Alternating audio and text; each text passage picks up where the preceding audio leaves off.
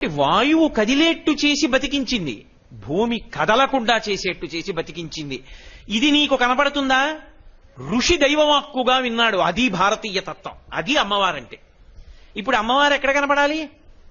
ఈ భూమి కదలకుండా ఉండడంలో నా బ్రతుకులో అమ్మవారుంది, నా కడుపులో ఆకలిలో అమ్మవారుంది, నా దాహంలో అమ్మవారుంది, నా మాటలో అమ్మవారుంది, నా చూపులో అమ్మవారుంది, నా కదలికలలో అమ్మవారుంది, నా సమాధిలో అంటే నేను కదలకుండా కూర్చున్న ధ్యాన స్థితిలో అమ్మవారుంది.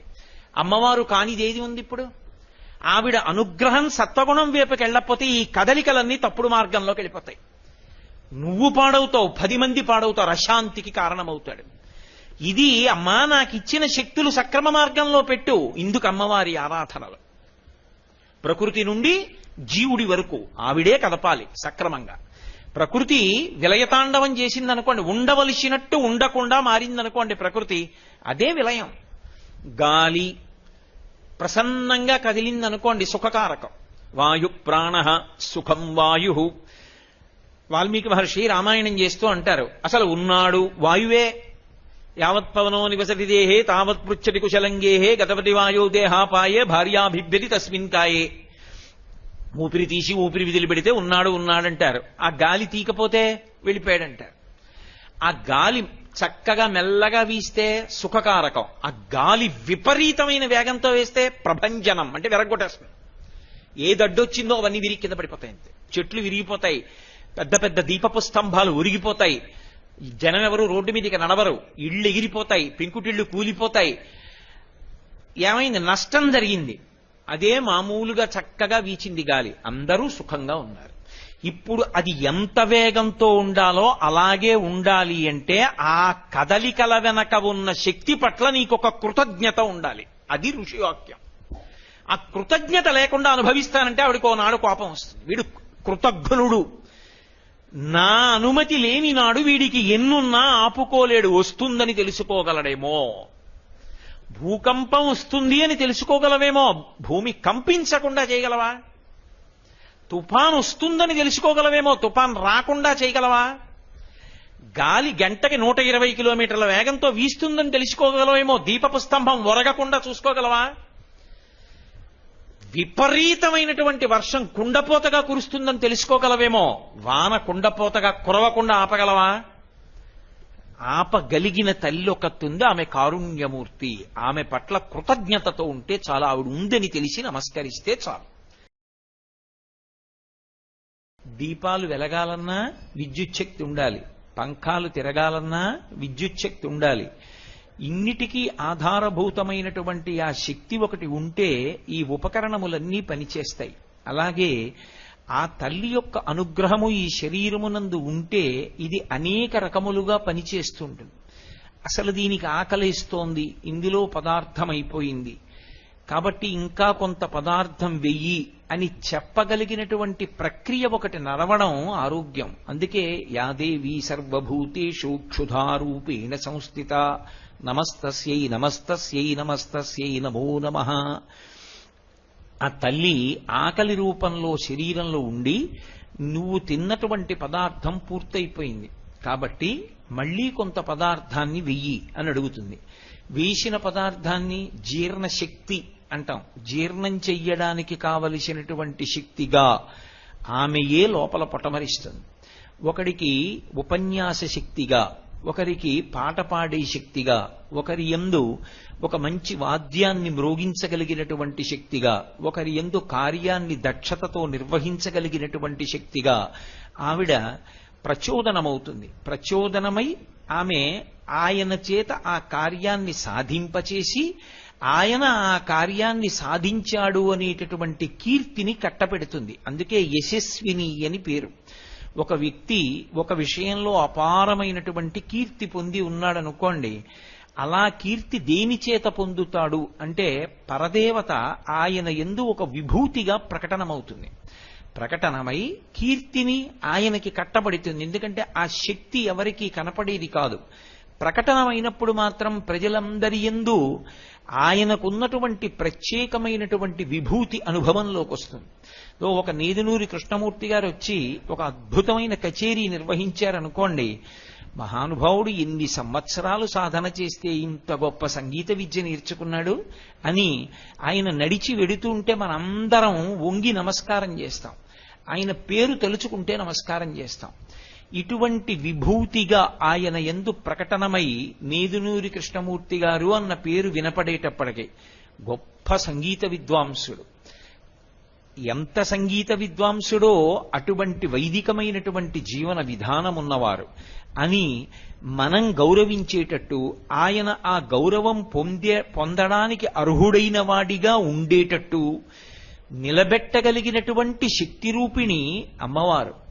ఆవిడ ఇది ఎందుకు చేస్తుంది అంటే ఒక ప్రతిఫలాన్ని ఆశించి కానీ, లేదా ఇలా నేను చెయ్యాలి అలా చేయకపోతే ఎలాగా అని కానీ కాదు. ఆవిడ రాశీభూతమైనటువంటి కారుణ్యం.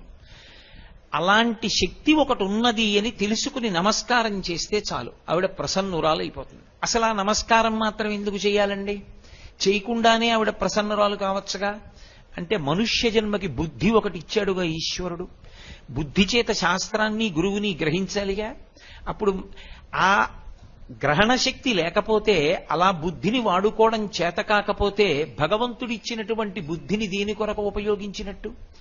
అందుకే మిగిలినటువంటి ప్రాణులకు మనుష్యుడికి ఉపాసనలో వచ్చే తేడా, మిగిలిన వాటికి ఉపాసన అన్నమాట అన్వయమే అవదు.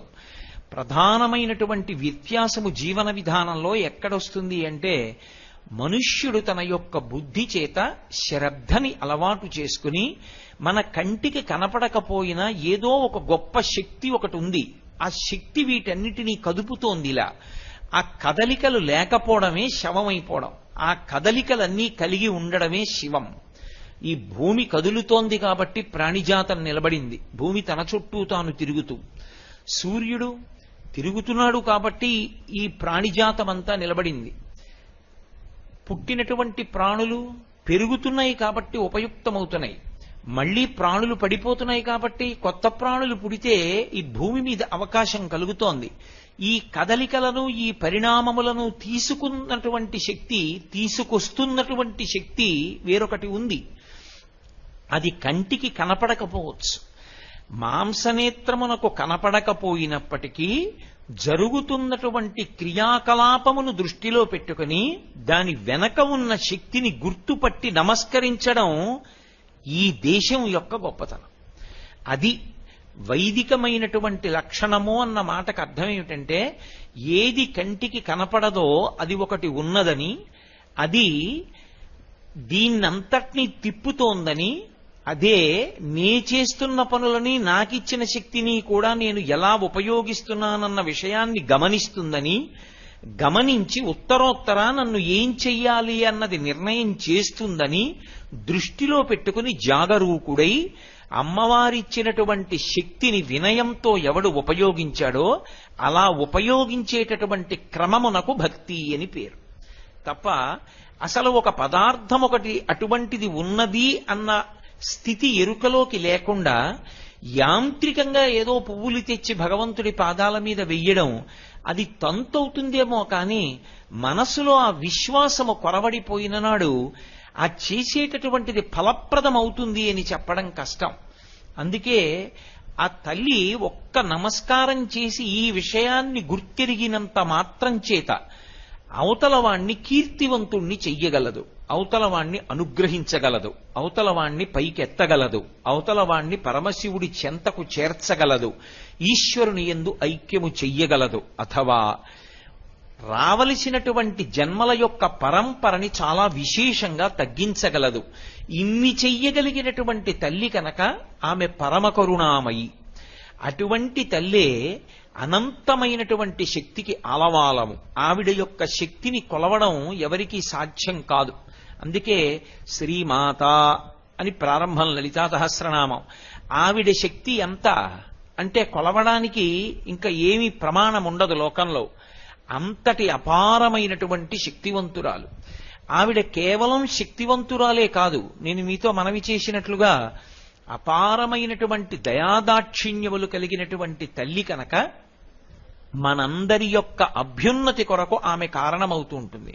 ఇవే ఆవిడ నామాలుగా ప్రకాశించాయి. నామము అని నేను అన్నప్పుడు గుర్తుపట్టడానికి తల్లిదండ్రులు పెట్టినటువంటి లౌకికమైన ఒక పేరు అని అనుకోకూడదు. ఇప్పుడు ఈ కోటేశ్వరరావు అనబడేటటువంటి శరీరం ఒకటి ఉంది.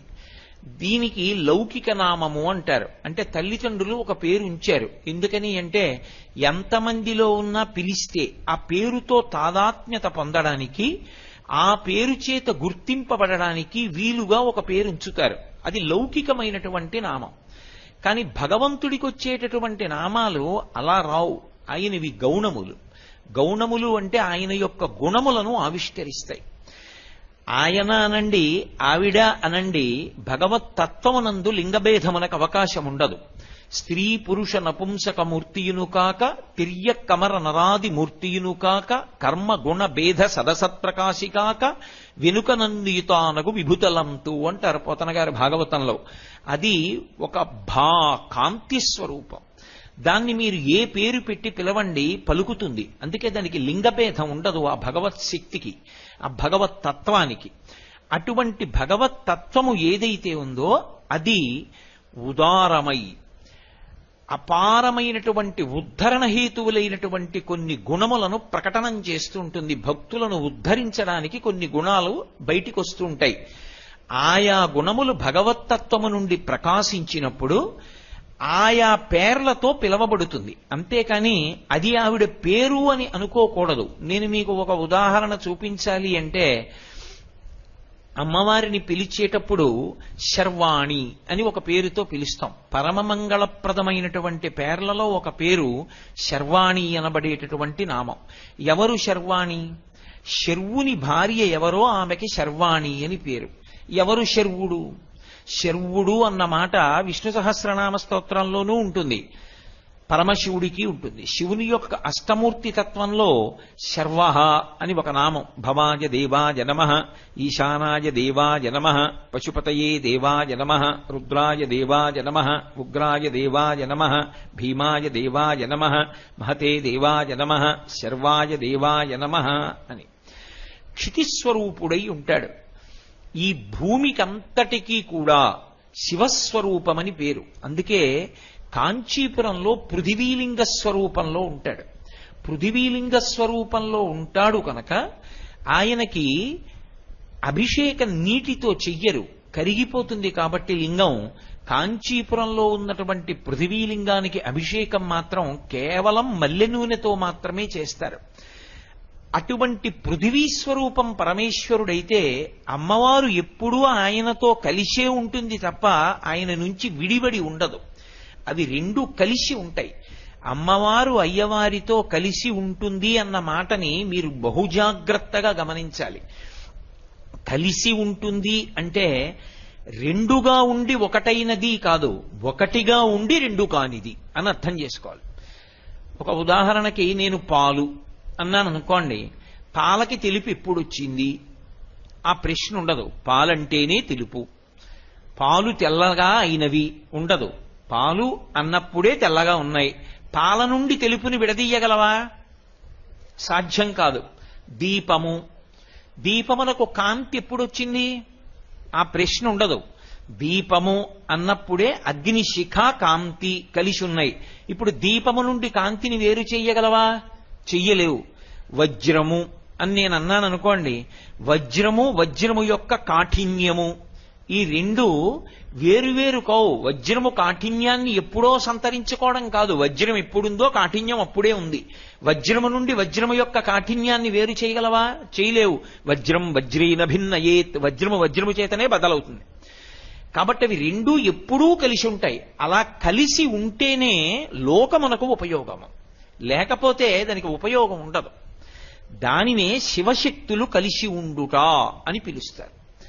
మీకు ఇంకా బాగా అర్థమయ్యేటట్టు చెప్పాలి అంటే అవి రెండూ ఎప్పుడు కలిశాయన్న మాట రాదు. రెండుగా ఉండి ఒకటి కానిది, ఒకటి రెండుగా చెయ్యబడనిది.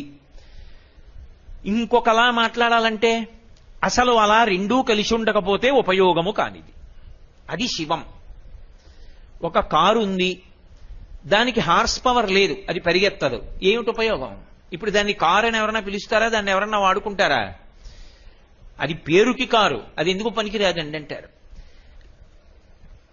ఆ వస్తువునకు ప్రయోజనము దానికి ఉండవలసినటువంటి శక్తితో కలిసి ఉంటే, అందుకనే హార్స్ పవర్ అంటాడు, ఆశ్విక శక్తి.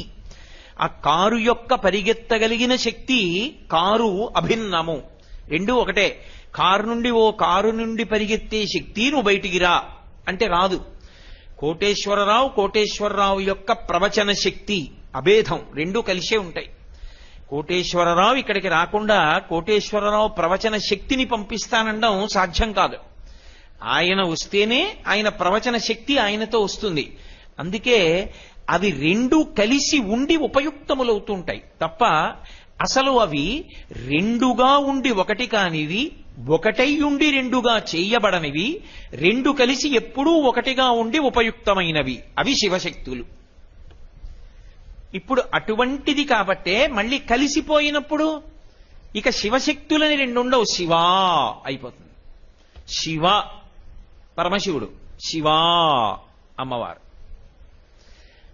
ఇంకా మళ్ళీ వేరు పేరు ఉండదు. ఆ పేరులో దీర్ఘం చేతనే ఇద్దరు కలిసిపోయి ఉండిపోతారంతే. అలా ఉంటేనే ఉపయుక్తము. ఇప్పుడు నేను శర్వ క్షితిస్వరూపుడైనటువంటి పరమశివుడు అన్నాను అనుకోండి, అమ్మవారు అందులో ఎక్కడుందండి అని ప్రత్యేకం పేరు ఉండదు. శర్వాణి, శర్వుని భార్య శర్వాణి. పరమశివుడు భూమిగా ఉన్నాడు అన్నప్పుడు పరమశివుడు భూమిగా ఏం చేశాడో అదే అమ్మవారు. లేదు, ఇంకా మీకు బాగా అర్థమయ్యేట్టు చెప్పాలంటే కారు యొక్క పరిగెత్తగలిగిన శక్తి, అమ్మవారిని శక్తిగా చెప్తాం కాబట్టి ఈ భూమిగా ఉందనుకోండి, ఈ భూమి ఉంటే ఏమిటి ప్రయోజనాలు, ఈ భూమి ఉంటే ఏవి ప్రయోజనాలు అని చెప్పబడతాయో అవన్నీ అమ్మవారు. ఇది ఋషి యొక్క దర్శనం. ఇది భారతీయ దర్శనము అని పిలుస్తారు. భారతీయ దృక్పథంలో ఏం చేస్తారంటే దీన్ని విజ్ఞాన శాస్త్రము చేత వేరు చేసి ఇలా ఈ శక్తి తనంత తాను ఉంది తప్ప దీనికి వెనక ఎవరో లేరని అనరు. ఉన్నాడు, వాడు మాంసనేత్రమునకు కనపడడు.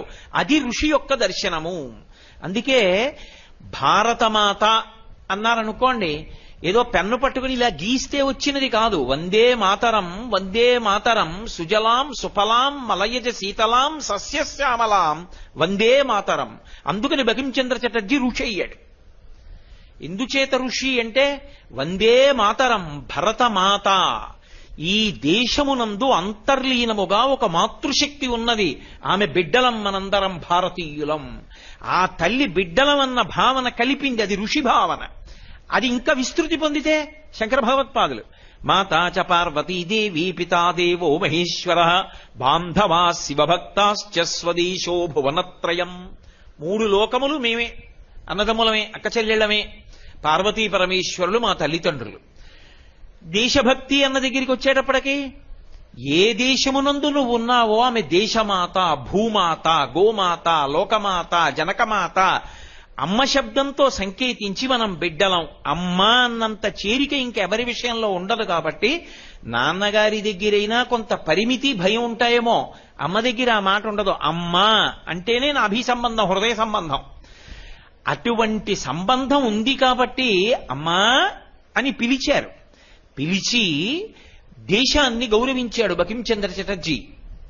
అలా భూమి అంటే భూమికి ఏ శక్తులున్నాయో ఆ శక్తుల్ని కేవలంగా ఏదో పదార్థ శక్తిగా మాత్రమే గుర్తించకుండా అవి పరదేవత యొక్క అనుగ్రహములు అని, ఈ మాంసనేత్రమునకు ఏవి కనపడతాయో అవి కాకుండా ఇంకా అసలు నేత్రమునకు కనపడనివి, ఋషికి మాత్రమే భగవంతుని యొక్క అనుగ్రహము చేత సమాధి స్థితి యందు వినబడినవి మంత్ర రూపంలో వేదంలో ఋషులిచ్చారు. అది తాత్విక దర్శనం అంటే. ఆ దర్శనం ఒక్క భారతదేశంలో ఋషులు మాత్రమే చేశారు. అందుకే ఋషికి ప్రత్యేకం తర్పణం ఈ దేశంలో. వాళ్ళు ఒకవేళ మనుష్య సంతతిగానే జన్మించినప్పటికీ ఆయన ఋషి, ఆయనకి తర్పణం ఉంటుంది. ఋషి తర్పణము అని చెప్పి ఋషికి తర్పణం ఇస్తారు. వ్యాస భగవానుడి పేరు చెప్పి ప్రారంభంలో తర్పణం ఇస్తారు. ఎందుకని అంటే ఋషి దార్శనికుడు. భగవంతుడు చెప్పిన మాటలు, వేదమంత్రాలు ఎవరూ వ్రాయలేదు. ఆయన సమాధిలో ఉండగా ఆయనకి వినపడ్డాయి ఋషికి. ఎవరు విన్నాడో ఆయన ఏం చేశాడంటే శృతి, తన చెవితో స్వరంతో వినపడిన మంత్రాన్ని తన శిష్యుడికి చెప్పాడు. పరంపరాగతంగా పుస్తకం యొక్క ఆధారం అవసరం లేకుండా చెవిని ఆధారం చేసుకుని స్వరప్రోక్తంగా వేదమంత్రాలు ప్రమాణములుగా నిలబడ్డాయి. అందుకే ఏది ప్రమాణము? వేదమే ప్రమాణము. మొదటి ప్రమాణమేది? వేదమే. శృతి ప్రమాణము.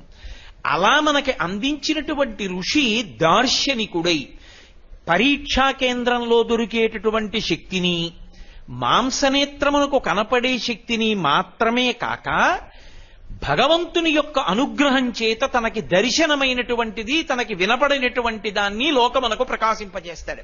మీకు ఇంకా బాగా అర్థం కావాలంటే, ఒక విత్తనాన్ని తీసుకొచ్చి నేను గాలిలో దారం కట్టి వేలాడదీశాను అనుకోండి, వర్షం పడింది, సూర్యరశ్మి పడింది, అది మొలకలెత్తుతుందా? మొలకలెత్తదు. అదే విత్తనాన్ని మట్టిలో పెట్టాననుకోండి, చుక్క నీళ్లు పడ్డాయి, అంకురం వస్తుంది. అంటే ఇప్పుడు మీకు ఒక పరీక్ష చేత మట్టి తగిలితే తప్ప విత్తనము అంకురము కాదు. అది మాంసనేత్రమునకు బుద్ధికి ఒక పరీక్ష ద్వారా దొరికింది. అది దొరకడం కాదు, భగవదనుగ్రహము చేత మంత్ర రూపంలో అనుగ్రహిస్తాడు. అది ఋషి యొక్క గొప్పతనం.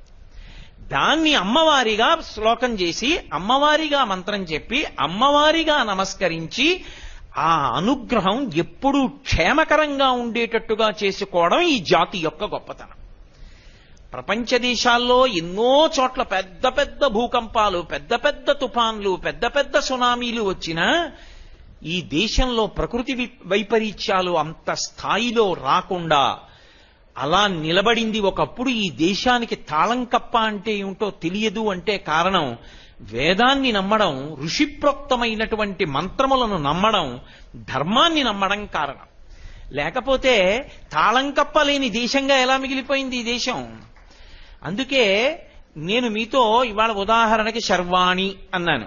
భూమి రూపంలో ఉంటుంది ఆవిడ, భూమి అందలి శక్తి రూపంలో ఉంటుంది. పోని భూమి అంటే మాంసనేత్రానికి కనపడుతుంది, శివస్వరూపం. భూమిలోని శక్తి ఈ మైక్ ఉంది, మైక్ కనపడుతుంది. నేను మాట్లాడిన మాటల్ని గట్టిగా శబ్దం పెంచి, స్థాయి పెంచి, చివర నిలబడిన వాళ్ళకి కూడా వినపడేటట్టుగా నా మాటని మార్చినటువంటి శక్తి ఇందులో ఉన్నది మీకు కనపడుతుందా? కనపడదు. అలా భూమి లోపల ఆ శక్తి ఏది అన్నది ఋషి కనిపెట్టి చెప్పాడు. ఎక్కడది ఋషికి? ఊహ కాదు. ఇది బాగా గుర్తుపెట్టుకోవాలి మీరు. ఋషిది ఊహ కాదు. ఋషిది సమాధి యందు భగవద్వాక్యం ఆయనకి వినపడింది. అందుకే వేదమంత్రములు అంత పరమసత్యములయ్యాయి. వేదంలో ఏం చెప్పబడిందో విజ్ఞాన శాస్త్రవేత్తలందరూ ఒక స్థాయి దాటిన తర్వాత దాన్ని అంగీకరించారు. ఎందుకని అంటే భారతదేశం ఏ శక్తిని అంగీకరించి నమస్కరిస్తోందో అది ఉంది ఎక్కడో, అది మాకు కనపట్టలేదు, కానీ దాని అనుగ్రహమే ఇదంతా అంటున్నారు. ఋషి అన్నాడు, భూమి వంక చూసి అశ్వక్రాంతే రథక్రాంతే విష్ణుక్రాంతే వసుంధరా అన్నాడు. వసుంధర అని పిలిచాడు భూమిని. భూమికి ఎన్నో పేర్లున్నాయి. అసలు మొట్టమొదటి పేరే భూమి. భూమి అన్న పేరు దీనికి ఎందుకు వచ్చింది అంటే ఇది నీటిలోంచి పైకి తేలింది. ఆదివరాహమూర్తి తన దంస్త్ర చేత పైకెత్తాడు అని కదు చెప్తాం. సృష్టి ప్రారంభంలో ఆకాశాద్వాయు వాయోరగ్ని, ఆకాశము నుండి వాయువు, వాయువు నుండి అగ్ని, అగ్ని నుండి మనకి నీరు, నీటి నుండి పృథివీ ఏర్పడ్డాయని. ఈ నీటిని కూడా ఒకప్పుడు పక్కకి తోసి ఈ భూమిని పైకెత్తి నిలబెట్టారు అని పరమేశ్వరుడు. అందుకే శంకర భగవత్పాదులు ఆ పైకెత్తినటువంటి శక్తి స్వరూపం కాబట్టి విష్ణు స్వరూపంతో పోల్చి మాట్లాడారు. అవిద్యానామంతస్తిమిరమిహిరో ద్వీపనగరి జడానాం చైతన్యస్తబకమకరంద శృతిఝరి దరిద్రాణం చింతామణి గుణనికా జన్మ జలధౌ నిమగ్నానాం దంస్ట్రా మురరిపు వరాహస్య భవతి అన్నారు. ఇప్పుడు ఆ భూమి గురించి మాట్లాడుతూ ఋషి అంటాడు వేదంలో, అశ్వక్రాంతే రథక్రాంతే విష్ణుక్రాంతే వసుంధరా.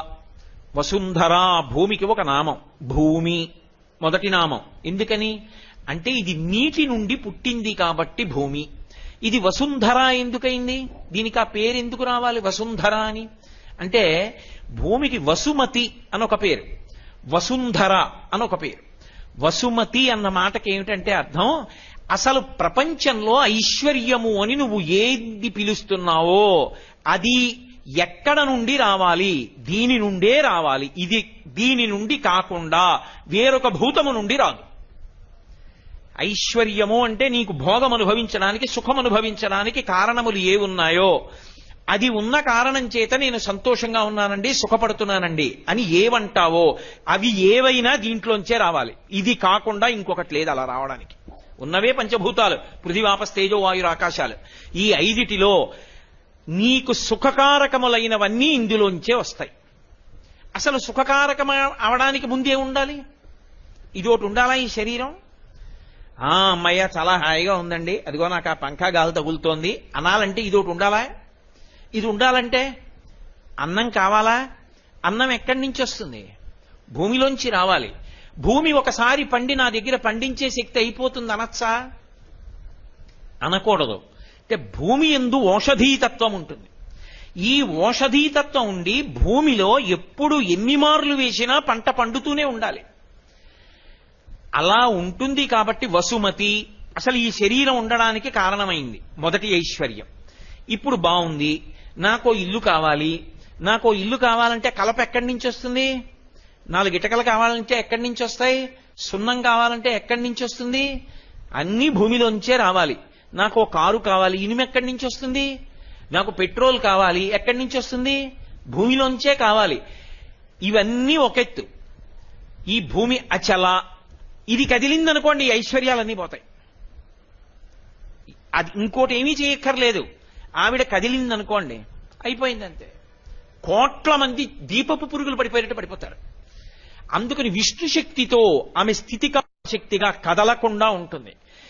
కదలడం ఎంత గొప్పదో కదలకుండా ఉండడం కూడా అనుగ్రహంలో అంతే గొప్పది. ఆవిడ కదిలితే కదిలి వాయువు అనుగ్రహిస్తుంది. వాయువు కదలకుండా ఎక్కడో ఉంటానందనుకోండి, నేను రాజమండ్రి గోదావరి రోడ్డునే ఉంటాను, మీ దగ్గర నేను రానందనుకోండి, మనందరం ఎక్కడ ఉండాలి? రాజమండ్రి గోదావరి రోడ్డుకి వెళ్ళాలి. ఎంతమంది గోదావరి రోడ్డు నుంచి ఉంటాం? ఎంతమంది పడిపోతాం అప్పుడు? కాబట్టి వాయువు కదిలేట్టు చేసి బతికించింది, భూమి కదలకుండా చేసేట్టు చేసి బతికించింది. ఇది నీకు కనపడుతుందా? ఋషి దైవవాక్కుగా విన్నాడు. అది భారతీయ తత్వం, అది అమ్మవారంటే. ఇప్పుడు అమ్మవారు ఎక్కడ కనపడాలి? ఈ భూమి కదలకుండా ఉండడంలో నా బ్రతుకులో అమ్మవారుంది, నా కడుపులో ఆకలిలో అమ్మవారుంది, నా దాహంలో అమ్మవారుంది, నా మాటలో అమ్మవారుంది, నా చూపులో అమ్మవారుంది, నా కదలికలలో అమ్మవారుంది, నా సమాధిలో అంటే నేను కదలకుండా కూర్చున్న ధ్యాన స్థితిలో అమ్మవారుంది. అమ్మవారు కానిదేది ఉంది ఇప్పుడు? ఆవిడ అనుగ్రహం సత్వగుణం వైపుకి వెళ్ళకపోతే ఈ కదలికలన్నీ తప్పుడు మార్గంలోకి వెళ్ళిపోతాయి. నువ్వు పాడవుతావు, 10 మంది పాడవుతారు, అశాంతికి కారణమవుతాడు. ఇది అమ్మా నాకు ఇచ్చిన శక్తులు సక్రమ మార్గంలో పెట్టు. ఇందుకు అమ్మవారి ఆరాధనలు. ప్రకృతి నుండి జీవుడి వరకు ఆవిడే కదపాలి సక్రమంగా. ప్రకృతి విలయతాండవం చేసిందనుకోండి, ఉండవలసినట్టు ఉండకుండా మారిందనుకోండి ప్రకృతి, అదే విలయం. గాలి ప్రసన్నంగా కదిలిందనుకోండి సుఖకారకం. వాయు ప్రాణ సుఖం వాయు. వాల్మీకి మహర్షి రామాయణం చేస్తూ అంటారు, అసలు ఉన్నాడు వాయువే.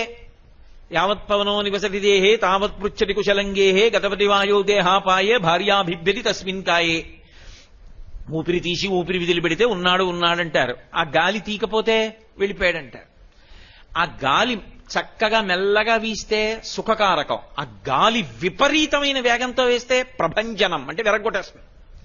ఏ దడ్డొచ్చిందో అవన్నీ విరిగి కింద పడిపోతాయి అంతే. చెట్లు విరిగిపోతాయి, పెద్ద పెద్ద దీపపు స్తంభాలు ఒరిగిపోతాయి, జనం ఎవరు రోడ్డు మీదకి నడవరు, ఇళ్ళు ఎగిరిపోతాయి, పెంకుటిళ్ళు కూలిపోతాయి. ఏమైంది? నష్టం జరిగింది. అదే మామూలుగా చక్కగా వీచింది గాలి, అందరూ సుఖంగా ఉన్నారు.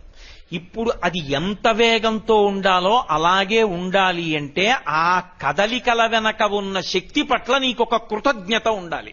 అది ఋషి వాక్యం. ఆ కృతజ్ఞత లేకుండా అనుభవిస్తానంటే ఆవిడకో నాడు కోపం వస్తుంది. వీడు కృతజ్ఞుడు, నా అనుమతి లేని నాడు వీడికి ఎన్నున్నా ఆపుకోలేడు. వస్తుందని తెలుసుకోగలడేమో, భూకంపం వస్తుంది అని తెలుసుకోగలవేమో, భూమి కంపించకుండా చేయగలవా? తుఫాన్ వస్తుందని తెలుసుకోగలవేమో, తుఫాన్ రాకుండా చేయగలవా? గాలి గంటకి 120 కిలోమీటర్ల వేగంతో వీస్తుందని తెలుసుకోగలవేమో, దీపపు స్తంభం ఒరగకుండా చూసుకోగలవా? విపరీతమైనటువంటి వర్షం కుండపోతగా కురుస్తుందని తెలుసుకోగలవేమో, వాన కుండపోతగా కురవకుండా ఆపగలవా? ఆపగలిగిన తల్లి ఒకతుంది, ఆమె కారుణ్యమూర్తి. ఆమె పట్ల కృతజ్ఞతతో ఉంటే చాలా, ఆవిడ ఉందని తెలిసి నమస్కరిస్తే చాలు. అందుకు ఈ దేశంలో అమ్మవారిని ఆరాధించడం వచ్చింది. అది అలా చేస్తే ఉంటుందా? అది మూర్ఖత్వం కాదు, అది ఋషివాక్యం ఉన్నదటువంటి ఆదిశక్తి ఒకరు. కాబట్టి ఇప్పుడు సమస్త భోగములు ఇందులో ఉన్నాయి. బతుకు నుండి ఐశ్వర్యము నిలబడ్డం వరకు ఈమె యందే ఉన్నాయి. శర్వాణి భూమిలో ఉన్నాయి. అందుకని ఆమె వసుమతి, వసుంధర. సమస్త ఐశ్వర్యము ఆమె యందున్నది, ఐశ్వర్యమును ఆమె ధరించి ఉన్నది. కాబట్టి ఆవిడ అనుగ్రహిస్తే తీసిస్తుంది, ఆవిడ అనుగ్రహించకపోతే ఇవ్వదు. కలిగి ఉండడం వేరు, కలిగి ఉన్నది తనదిగా ఉండడం వేరు. నా దగ్గర ఉన్నవన్నీ నావి కావు. బ్యాంకులో ఒక ఆయన ఉద్యోగం చేస్తూ వెళ్లి క్యాషియర్ పదవిలో కూర్చుని 10 లక్షలు తెచ్చి అక్కడ పెట్టాడు. అయ్యో పాపం ఆకలితో ఉన్నాడండి, చాలా మంచి ఆయన, భగవంతుడిని నమ్ముకున్నాడు, ఇల్లు లేదు, ఓ 6 లక్షలు ఇచ్చి ఓ ఫ్లాట్ కొనుక్కోమంటానని చెప్పి పిలిచి ఇచ్చేయగలడా? ఉన్నా ఆయనది కాదు, ఆయన ఇవ్వలేడు. ఆయన కొన్ని నియమాలకి లోబడి ఉన్నాడు. ఇస్తే ఎందుకు ఇచ్చాడో, ఎలా ఇచ్చాడో చెప్పాలి. ఆఖరణ మిగిలిందెంతో చెప్పాలి. పుచ్చుకుంటే ఎందుకు పుచ్చుకున్నాడో చెప్పాలి. పుచ్చుకోకూడని రీతిలో పుచ్చుకోకూడదు, ఇవ్వకూడని రీతిలో ఇవ్వకూడదు, నియమాలకి లోబడి చెప్పాలి. భూమాత తనదిగా కలిగినది తానివ్వగలిగినది. తనదిగా కలిగినది తనకి కోపం వస్తే ఇవ్వడం కాదు, ఇచ్చినది కూడా పుచ్చుకోగలిగినది. అలా కాకుండా ఉండడానికి ఆవిడ పూజ. అందుకు ఆవిడ అనుగ్రహాన్ని అపేక్షించడం. కాబట్టి వసుమతి, వసుంధర, విశ్వంభర అవి ఆవిడ పేర్లు. విశ్వం అంటే ఏది కళ్ళకి కనపడుతోందో అది విశ్వం, ఏది కళ్ళకి కనపడదో వాడు విశ్వనాథుడు, వాడు విష్ణువు, ఆవిడ అమ్మవారు. కాబట్టి ఇప్పుడు ఆవిడే విశ్వంభర. ఈ జగత్తునంతటినీ ఎవరు భరిస్తున్నారు? ఇంతమందిని, ఇన్ని వాహనాల్ని. అందుకే ఆవిడికి గోత్ర అని ఒక పేరు. పర్వతముల చేత ఆచ్ఛాదింపబడుతుంది. అన్ని పర్వతాల్ని ఎవరు మోస్తున్నారు? ఆవిడే. అందుకని ఆవిడికి గోత్ర అని ఒక పేరు.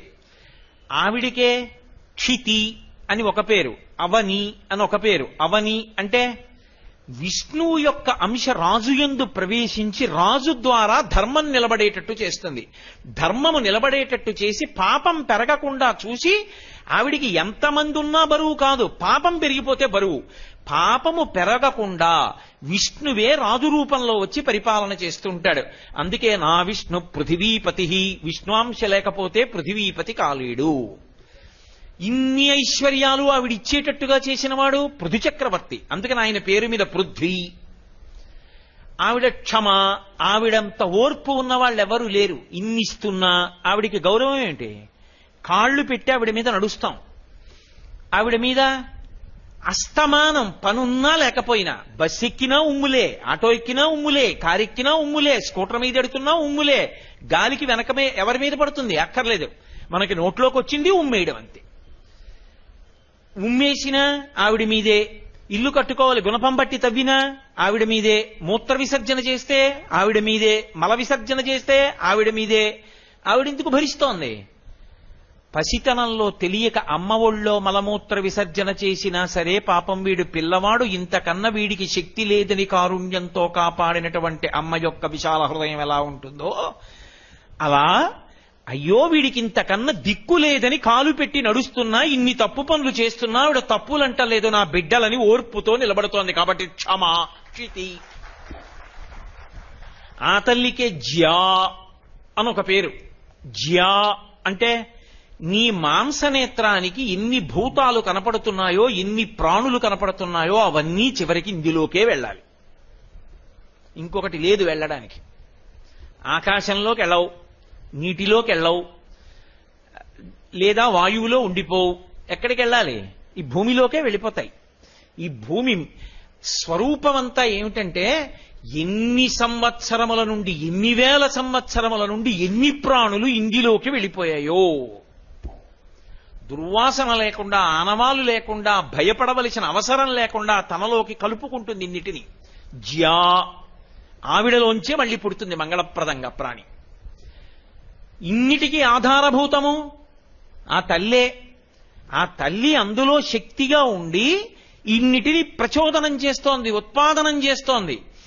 ఆ కంటికి కనపడకుండా ఇవన్నీ చేస్తున్నటువంటి తల్లి ఉందే, వాటిని గుణములుగా ఋషి కీర్తించాడు. అప్పుడు నామములుగా వచ్చాయి. లేకపోతే భూమికి భూమి ఒక పేరు చాలుగా, ఇవన్నీ ఎందుకు అంటే అవి ఆవిడ గుణములు. ఆ గుణములు ఎక్కడి నుంచి వచ్చాయంటే వెనక ఉన్నటువంటి శక్తి యొక్క విస్ఫోటనము. ఆవిడ అనేక రకాల అనుగ్రహాలన్నిటినీ కలిపి నామాలుగా పిలిచాడు. ఇప్పుడు ఇవన్నీ నామాలు తలుచుకుంటే ఒక భక్తి ఏర్పడుతుంది. ఆ భక్తి ఏర్పడితే నిద్రపోయిన వాడు లేచినప్పుడు కాలు పెట్టలేడు. అమ్మా ఇంత గొప్పదానివి జగన్మాత, నీ మీద కాలు పెడుతున్నానమ్మా, నా బతుక్కి తప్పట్లేదు, నన్ను క్షమించు, ఒక నమస్కారం చేసి దిగుతాడు.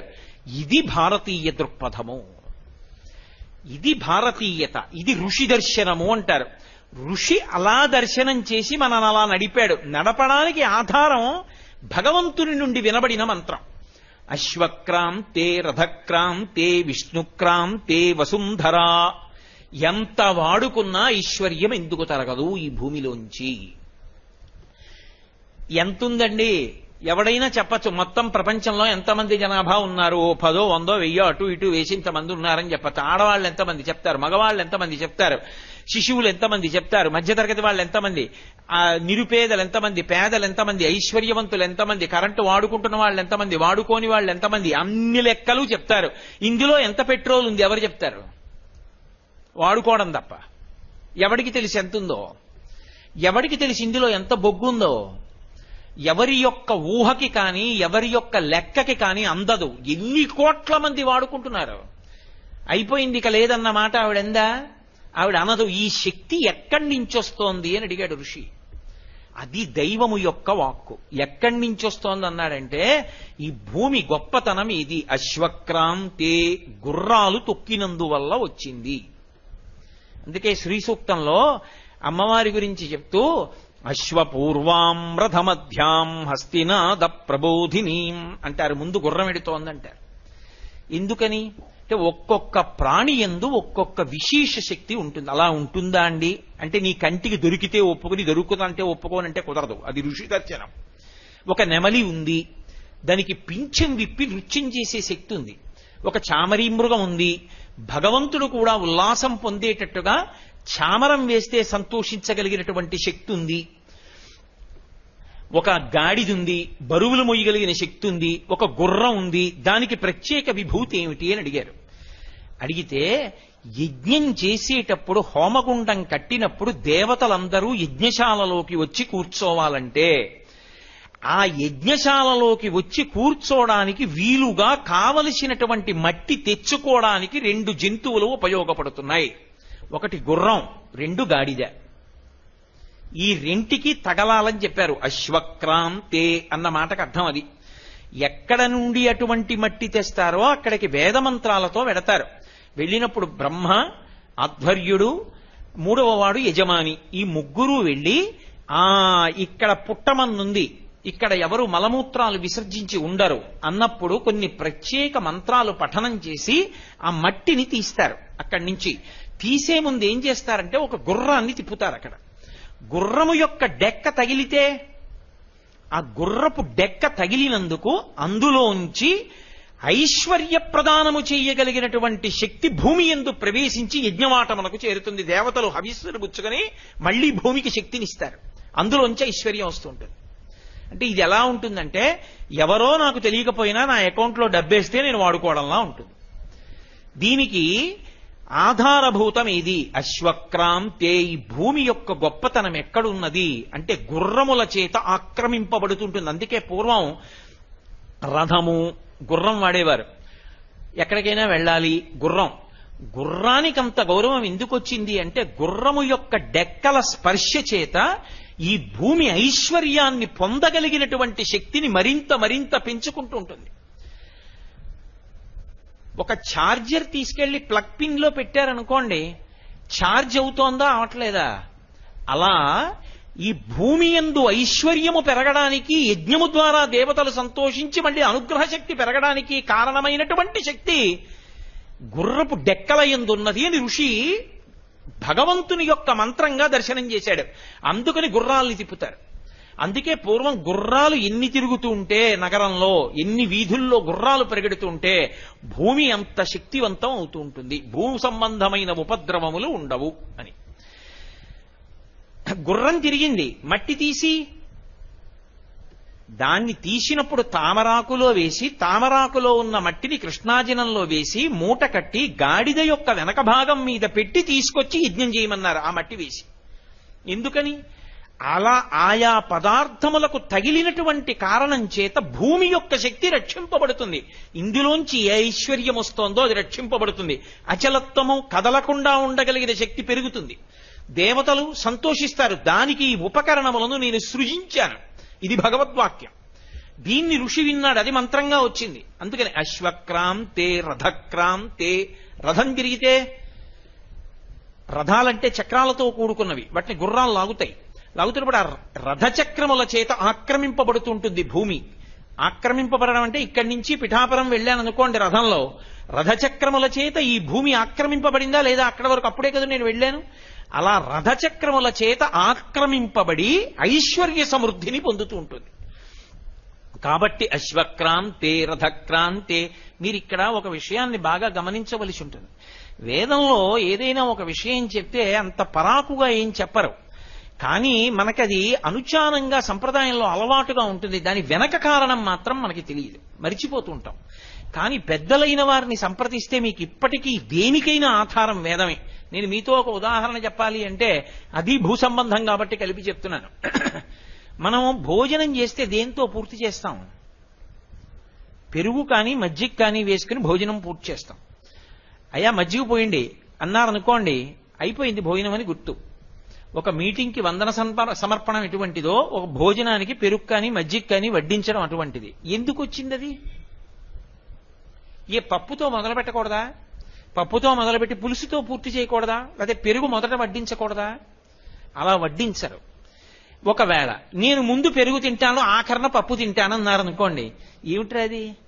అలా తినకూడదు, ముందు పప్పు తిని ఆఖరణ పెరుగు తిందు కానీ అలా తినకూడదు అంటారు. ఎందుకు తినకూడదు అని అడిగారనుకోండి, దానికి ఒక ప్రత్యేకమైనటువంటి కారణం ఏమిటి అన్నది ఋషి సమాధిలో విన్నాడు.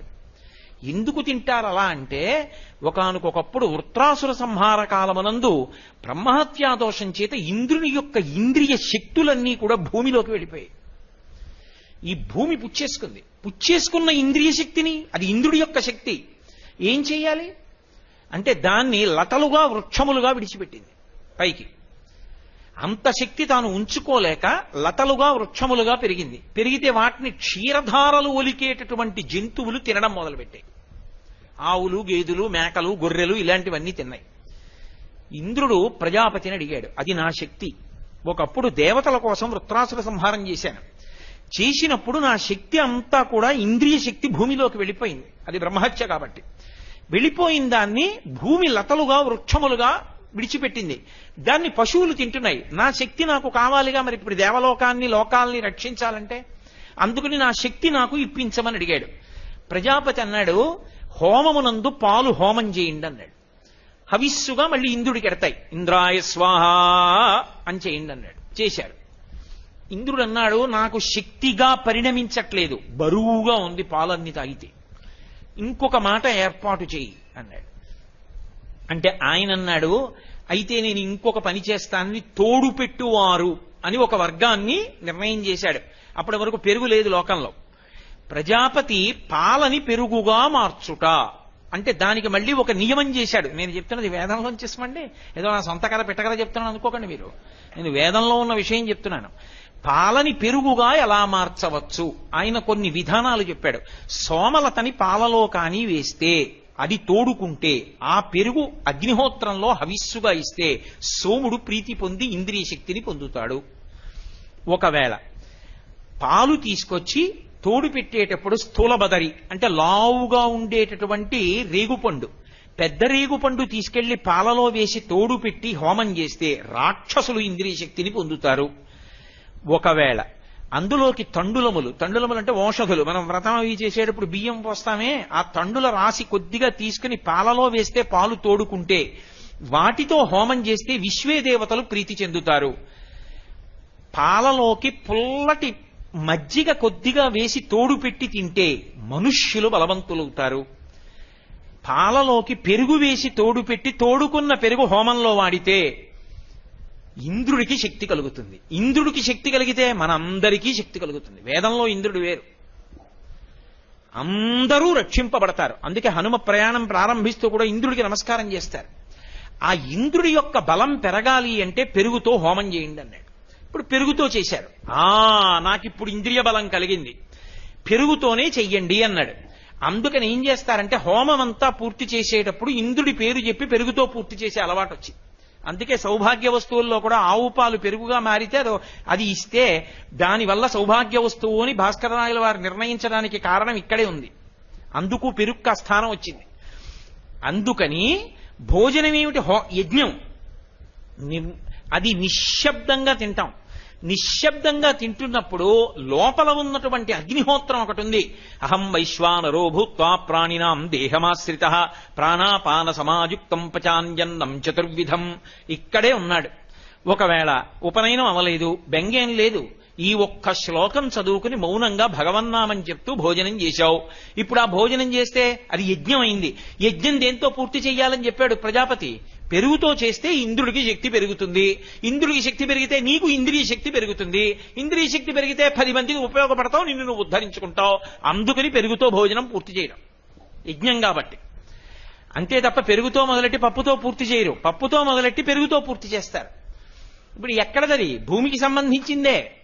భూమి నుండి మళ్ళీ భూమిలో పడిపోయిన ఇంద్రుడి ఇంద్రియ శక్తిని ఇంద్రుడికి చేర్చడానికి మార్గాన్ని సువ్యవస్థితం చేసింది ఆ ప్రజాపతి యొక్క శక్తి. అదే అమ్మవారు. ఈ కదలికలన్నిటినీ కలిపి ఈ సమాహార స్వరూపాన్ని అమ్మవారు అని పిలుస్తారు, పరదేవత అని. కాబట్టి అశ్వక్రాంతే రథక్రాంతే విష్ణుక్రాంతే వసుంధరా. ఇంత ఐశ్వర్యము ఈ భూమిలో ఎలా ఉంది అంటే విష్ణుక్రాంతే, ఇది విష్ణువు చేత ఆక్రమింపబడింది. ఎప్పుడు అంటే వామనమూర్తి రూపంలో వచ్చి బలిచక్రవర్తి దగ్గర 3 అడుగులు దానం అడిగినప్పుడు ఇంతంతైవటుడింతయై వరియుతానింతయ్యభో వీధిపై అంతై తోయిద మండలగ్రమణ కల్లంతై ప్రభారాశిపై అంతై చంద్రునకంతయై ధ్రువునిపై అంతై మహర్వాటిపై అంతై సత్యపదోన్నతుండగుచు బ్రహ్మాండాంత సంవర్ధి అయి పెరిగిపోయాడు కదా మహానుభావుడు. అప్పుడు ఈ భూమిని అంతటినీ తన పాదం పెట్టి కొలిచాడు. ఈ భూమి విష్ణువు యొక్క పాదము చేత ఆక్రమింపబడింది కాబట్టి భూమికి ఐశ్వర్యం వచ్చింది. ఇంత శక్తిని నిలబెట్టుకుందంటే విష్ణువారాధన చేత భూమి యొక్క శక్తి పెరుగుతూ ఉంటుంది.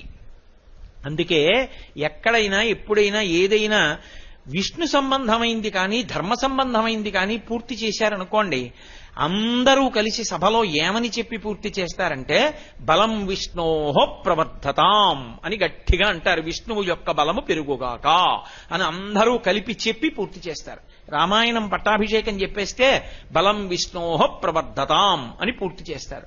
విష్ణువు బలం పెరిగితే భూమి యందు ఐశ్వర్యం పెరుగుతుంది. భూమి యందు ఐశ్వర్యం పెరిగితే మనందరం సంతోషంగా ఉంటాం. కాబట్టి ఆమె వసుంధర. ఆ శక్తి ఉన్నదే భూదేవతకు. ఆ శక్తి ఏది ఉన్నదో అదే పరదేవత. కాబట్టి అటువంటి తల్లి, అటువంటి ఐశ్వర్య ప్రదాత, అలా మనని నిలబెట్టగలిగిన అమ్మ, మనని చివరికి తన కడుపులోకే చేర్చుకోగలిగినటువంటి తల్లి, ఆమె యొక్క భాగ్యమునకు కారణము అశ్వక్రాంతే రథక్రాంతే విష్ణుక్రాంతే వసుంధర. అటువంటి తల్లి నేనేం చేస్తుంటాను అంటే ప్రతిరోజు నీకు నమస్కరిస్తాను. రక్షస్వమాం పదే పదే. అందుకని ఈ శ్లోకాన్ని మంత్రరూపంగా ఉన్నదాన్ని శ్లోక రూపంగా అమ్మవారిని ఉద్దేశించి ఒకసారి చెప్పుకుంటాడు. అమ్మా, అటువంటి తల్లివి నువ్వు. ఆ తల్లి నీకు నేను నమస్కరిస్తున్నాను. నువ్వేం చేస్తావు? రక్షస్వమాం, నన్ను పదే పదే మళ్ళీ మళ్ళీ మళ్ళీ మళ్ళీ. ఎందుకని? పొరపాట్లు చేయడం నా వంతమ్మా. ఎక్కడ నడిస్తే జారి పడిపోతానో అక్కడికి ఎడతాను. అప్పుడు కలుక్కుని ఏ చట్టం విరిగిపోకుండా అమ్మ పిల్లాన్ని పొదివి పట్టుకున్నట్టు అమ్మా నన్ను పట్టుకోవు. నేను ధర్మం నుండి జారిపోకుండా నన్ను ధర్మంలో నిలబెట్టు. భక్తి నుండి జారకుండా భక్తిలో నిలబెట్టు. నీ మీద ఉండి, నీ మీద పెరిగి, నీ మీదే నివసించి, నీలోనే తిరిగి, నీలోనే కలిసిపోతాను. కాబట్టి అదంతా నువ్వు సంతోషించేటట్టుగా బతకాలి తప్ప నీకు బరువయ్యేటట్టుగా బ్రతకకుండా అమ్మా నన్ను అనుగ్రహించు ఇది అడగడం కోసమని ప్రతిరోజు ఈ మంత్రాన్ని శ్లోక రూపంలో భూదేవి ముందు విజ్ఞాపన చేస్తారు. ఇది విజ్ఞాపన చేయడంలో ఇప్పుడు మాంసనేత్రమునకు మాత్రమే ద్యోతకమయ్యేది కనపడుతోందా, భగవత్ప్రోక్తమైనటువంటి విషయం ఋషిముఖం గుండా వచ్చి మీకు ఐశ్వర్య ప్రదానం చెయ్యగలిగినటువంటి భూశక్తి ప్రవర్ధకమైనటువంటి విషయం మీకు ద్యోతకమవుతోందా? ఇది ఋషిప్రోక్తమైన విషయాన్ని ఆధారం చేసుకుని పరదేవత యొక్క ఆరాధన చేయుట అన్న మాటకు అర్థం. కాబట్టి అలా భూదేవతని ప్రార్థన చేస్తాం. ఈ భూదేవతని ప్రార్థన చేసి ఊరుకోం. ఆవిడ పట్ల ఎన్నో అపచారాలు చేశాం. ఈ అపచారములు క్షమించి ఆవిడ మనని అనుగ్రహించాలి అని మృత్తికా స్నాన మంత్రములు ఉంటాయి. స్నానం చేసేటప్పుడు కొద్దిగా మట్టి తీసి తల మీద వేసుకోవడం గాని ఒంటి మీద వేసుకోవడం గాని, అంటే పూర్వం ఇలా స్నానాల గదులుంటాయి, గదుల్లో గొట్టాలుంటాయి, గొట్టాల్లో నీళ్లు వస్తాయని ఊహించని కాలం కాదు, మజ్జనం తలముంచుతారని. అందుకని ఏటి ఒడ్డున నది ఒడ్డున నూతిగట్టున స్నానం చేస్తారు అని ఊహ చేసి చెప్పినటువంటి విశేషాలు. వాటికి దూరం అయిపోవడమే కలిపురుషుని యొక్క ప్రభావం, రక్షణ హేతువులు పోతూ ఉండడం. అందుకని భూదేవత దగ్గరికి వెళ్ళి భూమితో ఒక మాట అంటారు, అమ్మా నువ్వు నన్ను ప్రధానంగా మన్నించవలసినటువంటి విషయం ఏమిటో తెలుసా? నేను పదునైనటువంటి సాధనాలతో నిన్ను తవ్వుతూ ఉంటాను, ఖననం చేస్తూ ఉంటాను. ఆ తవ్వుతున్నప్పుడు నీకు ఎంత బాధ కలుగుతుందో, ఎంత నీకు ఇబ్బంది కలుగుతూ ఉంటుందో. మృత్తికే హననే పాపం జన్మయా దుష్కృతం కృతం. నేను చేస్తున్నటువంటి పరమ దుష్టమైన పని ఏది అంటే మృత్తికాహననే పాపం. ఆ మృత్తికని, ఆ మట్టిని, ఆ భూమిని గుణపాలు పెట్టి తవ్వడం, పార పెట్టి కొట్టడం, తవుగాలు పెట్టి కొట్టడం, పాదాలతో తన్నడం, మట్టిని నిష్కారణంగా గొయ్యి తీయడం, మట్టిని వేళ్లతో కెలకడం. అందుకే కొన్ని కొన్ని తిథులలో అసలు భూమిని ముట్టుకోరు. భూమిని ముట్టుకోరంటే ఏ ఆయుధంతో భూమిని చెనకరు. ఇన్ని చేస్తున్నానమ్మా, మరి ఇవన్నీ దోషాలు కావు అమ్మ విషయంలో?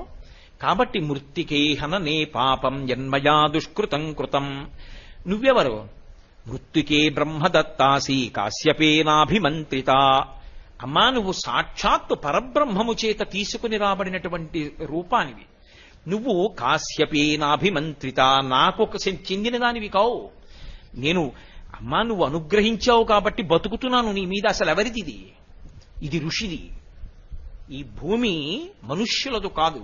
ఈ భూమికి యజమాని ఎవరు అంటే కశ్యప ప్రజాపతి. అందుకని కాశ్యపి అని దానికి పేరు. అందుకే మృత్తికే బ్రహ్మదత్తాసి కాశ్యపేనాభిమంత్రిత అన్నాడు ఋషి. ఎందుకని? పరశురాముడు ఈ భూమినంతటినీ గెలిచేశాడు.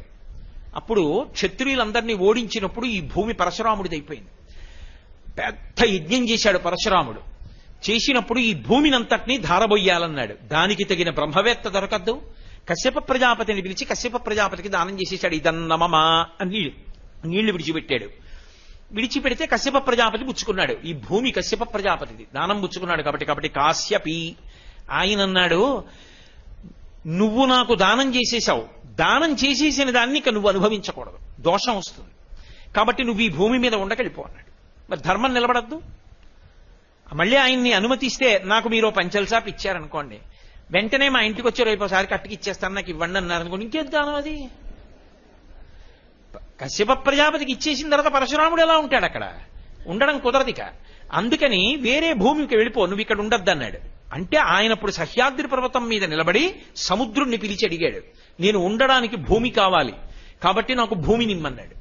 అంటే సముద్రుడు భయపడ్డాడు. అసలే పరశురాముడు గండ్రగొడ్డలతో చీల్చేస్తాడు, ఇంతమంది క్షత్రియుల్ని చంపాడు. నేను ఎక్కువిస్తే అంతెందుకంటావేమో, తక్కువిస్తే ఏం అంత తక్కువ ఇచ్చావంటావేమో, రెండూ భయమే. నువ్వే బాణం వేయి, ఎక్కడ పడితే అక్కడ వరకు నేను వెనక్కి వెళ్ళిపోతానన్నాడు. నాలో ఉన్న భూమి నీకు ఇచ్చేస్తాను. అప్పుడు బాణం వేశాడు. అది ఎక్కడ పడిందో అక్కడ వరకు సముద్రం వెనక్కి వెళ్ళింది. ఆ సముద్రం వెనక్కెడితే వచ్చిన భూములు ఏమున్నాయో వాటిని పరశురామ భూములు అంటారు. ఇప్పటికే కర్ణాటక కేరళ వైపు ఉన్నటువంటి ప్రఖ్యాత క్షేత్రాలు పరశురామ క్షేత్రాలు అంటారు. కారణం అదే. కాబట్టి భూమి అంతా ఎవరిది? పరమేశ్వరుడిది. పరమేశ్వరుడు పరశురామావతారంగా వచ్చినప్పుడు ఎవరికి ఇచ్చాడు? కశ్యప ప్రజాపతికి ఇచ్చాడు. నాకు చెందిన దానివి కావు. కానీ ఋషి అనుగ్రహించాడు. ఒరే ఋషి ధర్మాన్ని మీరు పాటించండి, భూమి బాగుంటుంది, మీరు బాగుంటారు, తరిస్తారు, కాబట్టి ఉండండి భూమి మీద నన్ను అనుగ్రహించాడు. నేనేం చేస్తున్నాను? తెల్లవారి లేస్తే చేసేదంతా నిన్ను ఇబ్బంది పెట్టడమే. మృత్తికే హననే పాపం జన్మయా దుష్కృతం కృతం మృత్తికే బ్రహ్మదత్తాసి కాశ్యపేనాభిమంత్రిత. అటువంటి తల్లి నువ్వు నన్ను అనుగ్రహించు. ఎలా అనుగ్రహించాలి? నాకు కావలసినంత పుష్టిని అనుగ్రహించు. పుష్టి అంటే లోపల బలాన్ని ఇయ్యి, మనసుకి తేజస్సుని ఇయ్యి, బయట ఐశ్వర్యాన్ని ఇయ్యి.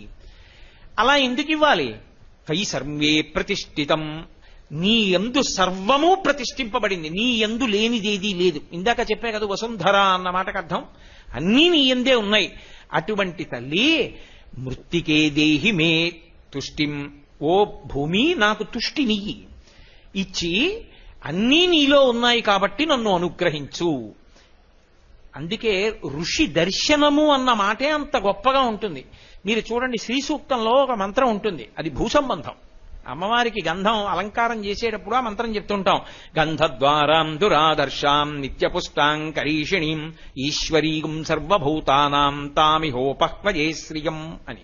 ఆ మంత్రం అమ్మవారికి గంధం అలదడానికి వాడతాం కానీ అసలు ఆ మంత్రం ఎవరిదో తెలుసా? భూదేవతకి సంబంధించింది. ఋషి దర్శనం చేశాడు.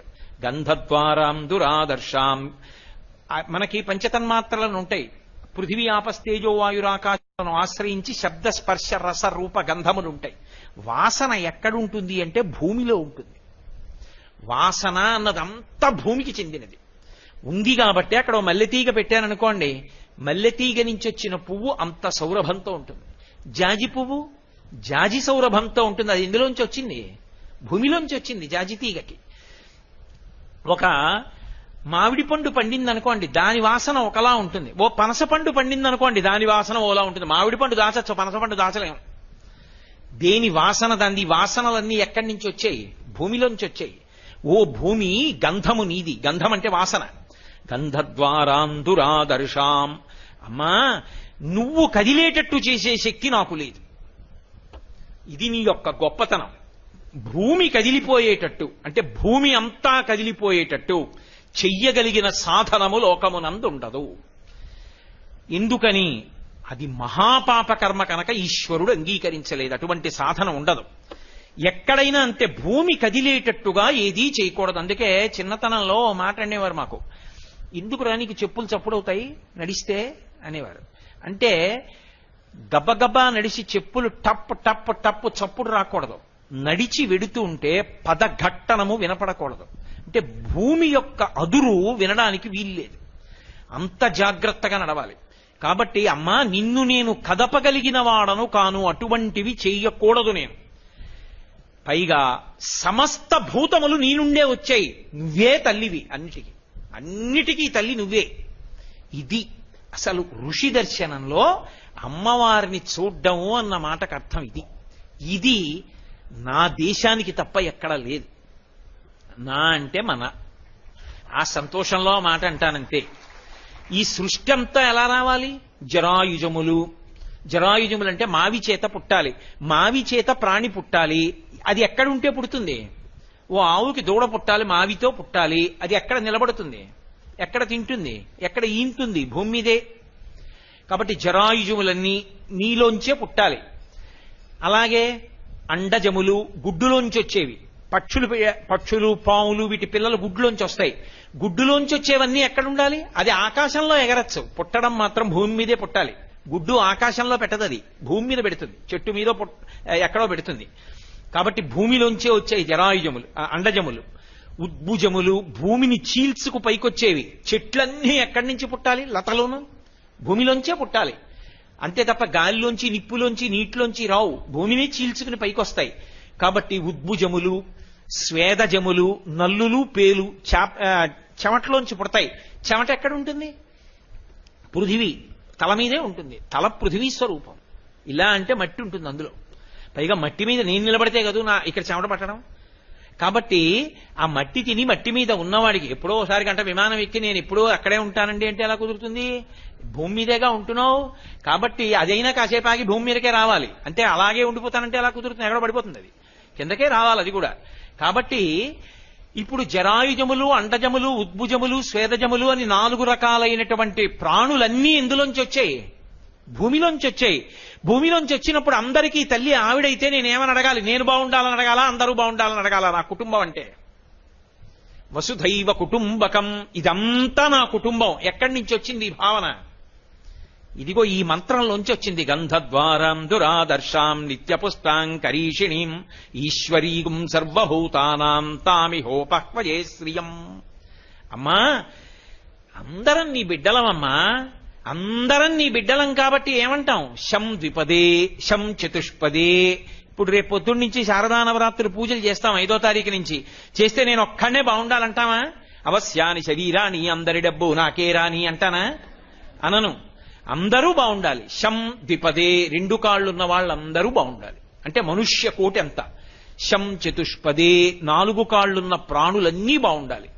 ఆవులు, గేదెలు, గొర్రెలు, మేకలు, దూడలు ఎందుకు బాగుండాలి? అంటే వాటిని నేను కోసుకు తినడం కోసమని కాదు. అవి నేను ఒక అమ్మ కడుపునే పుట్టాం. ఎవరా అమ్మ? ఈవిడే. అందుకని అవన్నీ నా అన్నదమ్ములు, నా అక్క చెల్లెళ్ళు, అన్నీ మా కుటుంబం. అందులో మళ్ళీ నా దేశం, మా ఊరు కూడా ఉండదు. శం ద్విపదే, ఈ భూమండలం మీద 2 కాళ్ల వాళ్ళు ఎంతమంది ఉన్నారో వాళ్ళందరూ సుఖంగా ఉండాలమ్మా. భూమి అంతా తల్లి అయితే అందరూ మన అన్నదమ్ములు కారండి. అంతే తప్ప ఎవరో కొంతమందే మా అన్నదమ్ములన్న మాట ఈ విశ్వాసమునందు లేకపోవడానికి కారణము ఋషి యొక్క దర్శనము. అందుకు రుణపడ్డాం మనం ఋషికి. కాబట్టి అమ్మా, గంధద్వారాంధురాదర్శాం నిత్యపుష్టాం కరీషిణీం ఈశ్వరీగుం సర్వభూతానాం తామిహోపహ్వయే శ్రియం. శ్రియం, సమస్త ఐశ్వర్యము దేని ఎందున్నది? నీ ఎందే ఉన్నది. నువ్వు ఇవ్వలేనిది, నేను పొందలేనిది లేదు నీ యందు. అంత శక్తి నీ యందున్నది. ఇక్కడ మీరు ఒక మాట అడుగుతారన్న నాకు తెలుసు. ఏమండి, అలాగైతే ఆరోగ్యం ఇస్తుందా? సంతానం ఇస్తుందా భూమి? సంతానం ఇస్తుంది భూమి అంటే సంతానం లేని వాళ్ళు కొంతమంది ఎందుకుంటారు? ఉండకూడదుగా. మరి అలా ఎందుకు ఇచ్చింది? ఆ మంత్రం ఎలా వచ్చింది? దాని అర్థం శ్రియం, అన్నీ ఆవిడలోంచి వస్తాయి. అంటే నువ్వు వేదాన్ని నమ్మి అన్వయం చేసుకోవడంలో ఉంటుంది. అందుకే ఆవిడ ఏమిచ్చిందంటే, ఒకవేళ ఎక్కడైనా ఎప్పుడైనా ఏ కారణం చేతనైనా అమ్మ అవ్వాలి అన్న కోరికలో ఎక్కడైనా కొద్దిగా సమస్య ఏర్పడితే, గత జన్మలలో చేసుకున్న పాపమేదో బాధ పెడుతోందని గుర్తు కదూ, అది పోవడానికి భూమియే ఒక అద్భుతమైనటువంటి విషయాన్ని సృష్టించింది అని చెప్పింది వేదం. ఏమిటది? సహస్రపరమాదేవి శతమూలా శతాంకురా సర్వగం హరత మే దూర్వాదు స్వప్ననాశిని. విఘ్నేశ్వరుడికి గరికతో పూజ అంటారు. ఎందుకని? దూర్వా అన్న మాటకు అర్థం ఏమిటంటే సమస్త పాపములను ముట్టుకున్న మాత్రము చేత నశింపచేయగలిగినది. అది ఎలా ఉంటుంది? అది గరిక. గరిక అంటే భూమి ఇలా పైకి లేస్తే గరికనరావు, భూమి మీద పాకాలి. అది ఎలా పాకాలి? మళ్ళీ గరిక అంటే ఏమంటే మా పెరట్లో ఇలా లేచింది, అది గరికేనా అండి అని అడగకూడదని స్పష్టంగా చెప్పాడు ఋషి. కాండాత్ కాండాత్ పరోహంతి పరుషపరి అన్నాడు. కాండాత్ కాండాత్ పరోహంతి అంటే అది పాకుతున్నప్పుడు మొదట ఓ చిన్న పిలక పుడుతుంది, భూమికి అడ్డంగా పెడుతుంది. అక్కడ వేళ్లు పెట్టి మళ్ళీ భూమిలోకి ఎడుతుంది, మళ్ళీ కొంచెం ముందుకెడుతుంది. అక్కడ మళ్ళీ వేళ్లు పెడుతుంది, మళ్ళీ కొంచెం ముందుకెడుతుంది, మళ్ళీ వేళ్లు పెడుతుంది, మళ్ళీ కొంచెం ముందుకెడుతుంది, మళ్ళీ వేళ్లు పెడుతుంది. కాండాత్ కాండాత్ పరోహంతి అలా వెడుతూ ఇక్కడ తాతగారు ఇక్కడ ముందు పెళ్ళయింది. నన్నే తీసుకోండి, ఉదాహరణకి మీకు అర్థం అవడానికి చెప్తాను. నాకు పెళ్ళయింది, నేను మా ఆవిడే. అక్కడ ఏమైంది? మొట్టమొదట వేళ్లు ఉంచుకున్నటువంటి గరికె కొంచెం ముందుకెళ్ళాను. నాకో కొడుకు, వాడికి పెళ్లి చేశాను. వాడికో కొడుకు, అక్కడ వాడు వేళ్లు ఉంచుకున్నాడు, వాడు తండ్రి, నేను తాత. వాడు తండ్రి, వాడికో కొడుకు, ఆ కొడుక్కి పెళ్ళయింది. వాడికో కొడుకు పుట్టాడు, నా కొడుకు తాత, నేను ముత్తాత, వాడు తండ్రి. ఇప్పుడు ఏమవుతోంది వంశం? ఒకడు కొడుకు, తర్వాత తండ్రి, తర్వాత వాడు తాత. ఇది ఎక్కడికక్కడ వేళ్లు పెట్టుకుని ఎడుతున్న గరికె. ఇదే ఈశ్వర శక్తి. ఇది అలా నువ్వు పొందడానికి సుఖం అడ్డొచ్చింది ఏదుందో ఆ పాపం పోగొట్టడానికి అది భూమి మీదకి వచ్చింది. దాన్ని ముట్టుకో, దాన్ని తల మీద పెట్టుకో మృత్తికతో కలిపి ఈ మంత్రం చెప్పి స్నానం చేయి. అది ఎంత పని చేస్తుంది? కేవలం సంతాన విషయంలో కాదు, దుస్వప్ననాశిని. నమ్మకం ఉండి చేయి, దుస్వప్న దోషం పోతుంది దాన్ని వెళ్ళి ముట్టుకుంటే. నేను అప్పుడప్పుడు ఎప్పుడైనా పీడకలు వస్తే ఒకసారి పొద్దున్న నడవడానికి వెళ్ళినప్పుడు కాసేపు అది ఎక్కడుందో చూసుకుని ఒకసారి ముట్టుకుంటూ ఉంటాను. కాబట్టి సహస్రపరమాదేవి శతమూలా శతాంకురా సర్వగం హరతు మే దూర్వాదు స్వప్ననాశిని కాండాత్ కాండాత్ పరోహంతి పరుష పరి అని అది సహస్రేణ శతేనచ. ఇప్పుడు అది అలా పాక్కుంటూ వెళ్ళింది. ఇక్కడ మొదలెట్టి ఆ గరిక అక్కడ వరకు ఉంది. ఇప్పుడు అది ఎన్నిసార్లు వేళ్ళు ఉంచుకుంది? అనంతం. ఆశీర్వచనం చేశారనుకోండి, ఆచంద్రతారార్కం వంశాభివృద్ధిరస్తు. 3 తరాలు 4 తరాలు 5 తరాలు 6 తరాలు గుర్తుంటుంది. మనం మచిలీపట్నం వెడితే ఉపన్యాసాలకు ఎవరో ఒక ఆయన నన్ను ఆయనతో తీసుకెడుతూ వరుసగా టకటకటకటకటక వాళ్ళ తండ్రి గారు, తాతగారు, ముత్తాతగారు, ఆ పైన 6 పేర్లు చెప్పారు. నేను తెల్లబోయిన, అయ్యబాబా ఇదేమిటండి ఈ రోజుల్లో ముగ్గురినే చెప్పట్లేదు, ఎవరు మీరు ఇంతమందిని చెప్పారన్నాను. అయ్యయ్యో వాళ్ళని తలుచుకోపోతే ఎలాగండి, వాళ్ళందరూ కట్టిన ఇల్లు అన్నాడు ఆయన. పైగా ఓ ఇల్లు చూపించి. నేను ఆయనకు నమస్కారం రా బాబు, మనసులో ఇంత గౌరవం ఈ రోజుల్లో ఉన్నవాడు మహానుభావుడు, నిజంగా ఈయనకి నమస్కారం చేయవలసిందే మనసులో అనుకున్నాను. కాబట్టి అలా ఊంచుకుంటూ వెళ్ళిపోయింది గరిక. ఎంత దూరం వెళ్ళిపోయింది ఏమో, ఎన్ని తరాలు. ఇది ఎక్కడ ప్రారంభం? ఋషి దగ్గర మొదలు చెప్తావు అంతే, చివర ఉండకూడదు.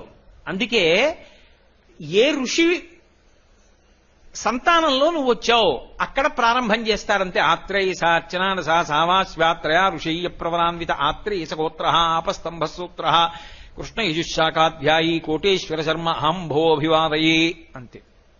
అక్కడ మొదలైంది, అంతం ఉండదు. ఆచంద్రతారార్కం, చంద్రుడు తారకలు ఉన్నంతకాలం నా వంశం అలా ఉంటుంది అని.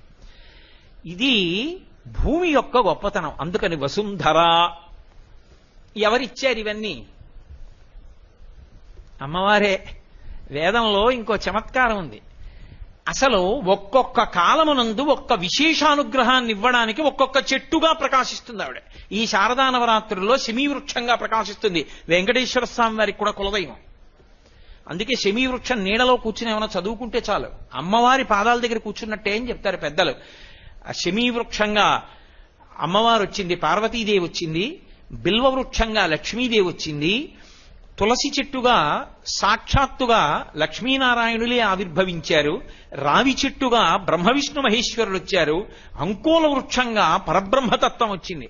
అందుకే ఒక్కొక్క చెట్టుకి ఒక్కొక్క గొప్పతనం.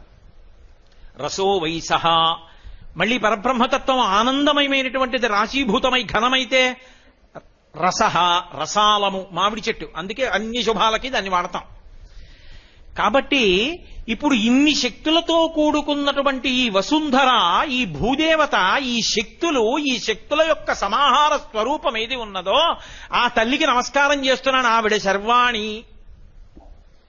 పైకి నువ్వు భూమి దున్నితే ఆవిడలో మళ్లీ మళ్లీ పండించగలిగిన శక్తి నుండి అన్నం ఎందుకంత ఉండాలి దగ్గర నుంచి ఉంది. ఒకప్పుడు సృష్టి చేస్తే ప్రజాపతి దగ్గర నుంచి వెళ్ళిపోయారు అందరూ, నాకు అన్నం లేదని.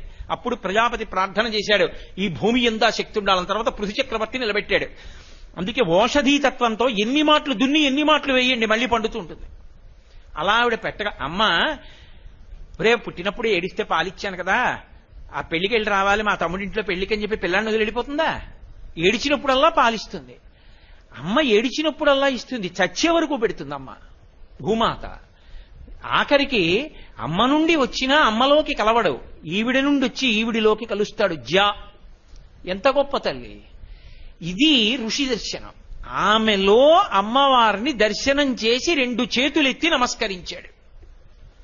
అటువంటి అమ్మా, నువ్వు నాకు బాహ్యమునందు శరీరాన్ని పోషించు, ఆంతరమునందు ధర్మాన్ని పోషించు, ఆంతరమునందు నా శక్తిని నిలబెట్టు, ఆంతరమునందు నాకు నీ యందు భక్తిని కటాక్షించు. కృతజ్ఞతతో పండింది తింటున్నాను, ఇచ్చింది అనుభవిస్తున్నాను, కదలకుండా ఉంది కాబట్టి భోగం అనుభవిస్తానన్న బ్రతుకు నాకు వద్దమ్మా. ఇది ఎవరి అనుగ్రహమో ఆవిడికి నమస్కరించి నేను బతికేటట్టుగా కృతజ్ఞతతో కూడిన జీవితాన్ని, కృతజ్ఞత లేకపోతే అంతకన్నా భయంకరమైన జీవితం ఇంకోటి లేదు. బ్రహ్మగ్నేచ సురాపే చోరే భగ్న వ్రతే తథా నిష్కృతిర్విహితా సిద్ధి కృతఘ్నో నాస్తి నిష్కృతి. అంతకన్నా కృతజ్ఞత జీవితంలో ఇంకోటి లేదు. ఆ కృతజ్ఞతని మించిన పాపం ఇంకోటి లేదు, దానికి నిష్కృతి కూడా లేదు. అందుకే ఇన్ని ఇస్తున్నది అని ఆ శక్తి ఎక్కడుందో ఆ శక్తిని ఎలా నిలబెట్టచ్చో, నిలబెట్టడానికి సాధనాలు ఎలా ఇచ్చిందో, ఆ సాధనాలు ఎలా వాడుకోమందో కూడా ఋషి పరమేశ్వరుని యొక్క మాటగా విని మళ్ళీ మనందరికీ కూడా మంత్రాన్ని ఇచ్చాడు. ఎందుకని? ఇలా మీ జీవితాల్ని మలుచుకోండి, ఇలా భూమిలో ఉన్నటువంటి అనుగ్రహాన్ని వాడుకోండి, మీరు తరించండి, అమ్మకి బరువు కాకండి, భగవంతునికి చేరువకండి అని చెప్పడం కోసం అది ఉపాసనగా మారింది. ఇది ఇలా ఉపాసనగా మారడము అన్న మాటకు అర్థమైంది. నేను ఇందాక మీతో ఓ మాట అన్నాను, శారీరకమైన మానసికమైన రెండు రకాలుగాను ఆవిడ అనుగ్రహించగలిగినటువంటి శక్తులను ఋషి దర్శనం చేశాడని. ఇదే శర్వాణి అన్న నామానికి పక్కనే అమ్మవారికి భవాని అనొక నామం ఉంటుంది. అదొక పరమాద్భుతమైనటువంటి నామం. అసలు ఆ భవాని అన్న పేరుతో ఆవిడ ఎలా ఉంటుంది, ఎంత గొప్పగా మనని తిప్పుతుంది, ఎలా అనుగ్రహిస్తుంది, ఋషి దాన్ని ఎలా దర్శనం చేశాడు, మనని ఎలా దర్శనం చేయమన్నాడు, ఎలా భక్తితో బ్రతకమన్నాడు, ఎలా వాడుకోమన్నాడు అన్న విషయం ఆ భవానీ అన్న నామం పేరుగా కాదు. ఏదో కోటేశ్వరరావు అన్నాకు లౌకిక నామం పెట్టినట్టు ఆవిడికి భవానీ లేదు. అలా అయితే శర్వాణి చాలదా? ఉందిగా ఓ పేరు. మరి ఏంటి భవానీ, శర్వాణి, శాంకరి, శ్రీకరి ఇన్ని పేర్లు ఎందుకు ఆవిడికి? అంటే పేరు వెనక గుణం ఉన్నది. ఆ గుణమును నువ్వు స్మరిస్తే భక్తి వస్తుంది, భక్తి వస్తే తరించడానికి అవకాశం వస్తుంది.